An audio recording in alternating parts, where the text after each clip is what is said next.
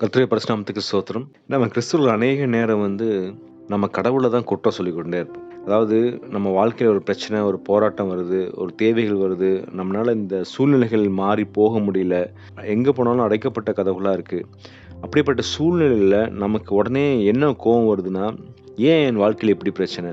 எதனால எனக்கு இந்த சோதனைகள்? எதனால இந்த அடைக்கப்பட்ட கதவுகள்னு சொல்லி நம்ம தேவனிடத்துல குற்றம் காண்கிறவர்களா இருப்போம். ஆனா நெறைய நேரத்துல அந்த பிரச்சனை யார்கிட்ட இருக்குன்னு நீங்க பார்த்தீங்கன்னா, நம்மகிட்ட தான் இருக்கும்.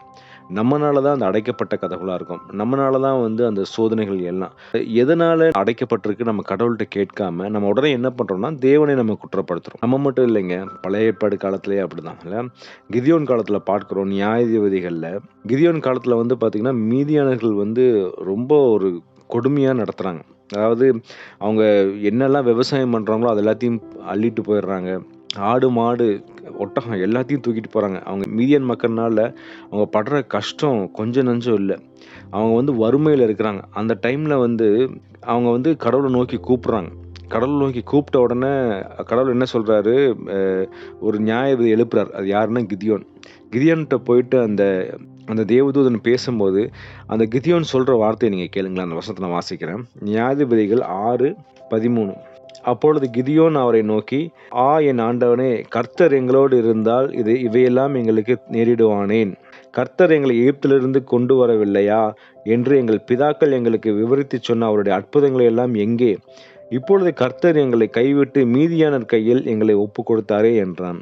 கடவுள் தேவதூதர் மூலியமா சொன்ன உடனே கிதியோனை எழுப்புறாரு. "நீ எந்திரி, நீ கிளம்பு, உன்னோட பெலத்தோட போ. உன் மூலியமா நான் இஸ்ரவேல் மக்கள ரட்சிக்க போறேன்னு" சொன்ன உடனே அவர் என்ன பண்றாரு, கடவுள் எங்களோட இருந்தா இதெல்லாம் நடக்குமா? கடவுள் எங்களோட இல்ல. அதனால தான் நாங்க இவ்ளோ பிரச்சனைக்குள்ள போறோம். அப்படின்னு சொல்லிட்டு யார சொல்றாரு? கடவுள சொல்றாரு. ஆனா கடவுள் ஏன் உங்கள விட்டு நீங்க போனாங்கன்னு நீங்க பார்த்தீங்கன்னா, கடவுள் சொல்லியிருப்பாரு. "நீ கானான் தேசத்து மக்கள், அவங்க கும்பிடுற தெய்வத்தலாம் நீங்க கும்பிடாத." அப்படின்னு சொல்லி எப்ப சொல்லியிருப்பாருன்னு நீங்க பார்த்தீங்கன்னா, மோசேகிட்டயே சொல்லியிருப்பார். நம்ம 10 கட்டளைல ஒரு கட்டளை அந்த கட்டளை தான். இல்ல, நம்ம வேறே தேவர்களை வணங்கக்கூடாதுன்னு சொல்லி போட்டிருக்கும். ஆனா இவங்க அதெல்லாம் கேட்கவே இல்ல. தான் இஷ்டத்துக்கு பண்ண வேண்டியது, அதாவது அங்க இருக்கிற மக்கள பார்க்க வேண்டியது, அவங்க என்னெல்லாம் பண்றாங்களோ அது எல்லாத்தையும் பண்ண வேண்டியது. பண்ணிட்டு அதுக்கப்புறம் கடவுள் பார்க்கிறாரு. என்ன இந்த மக்கள் நம்மள விட்டு விலகி போயிட்டே இருக்கிறாங்க.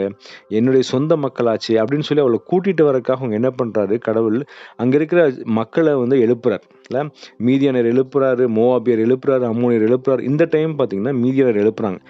அவங்க நிமித்தம் தான் இவங்க என்ன பண்றாங்க, கடவுள தேடுறாங்க. அதுதான். நல்லா இருக்கும்போது கடவுள தேடவே இல்ல. அவங்க பாட்டுக்கு ஜாலியா சுத்துறாங்க. அவங்களுக்கு பிடிச்சத உலக பிரகாரமான காரியத்த எல்லாத்தையும் செய்றாங்க. ஒரு பிரச்சனை வந்த உடனே நீங்க பார்த்தீங்கன்னா, அப்பதான் கடவுள்ட்ட போய் ஜெபம் பண்றாங்க. நீங்க வசனம் நியாயாதிபதிகள்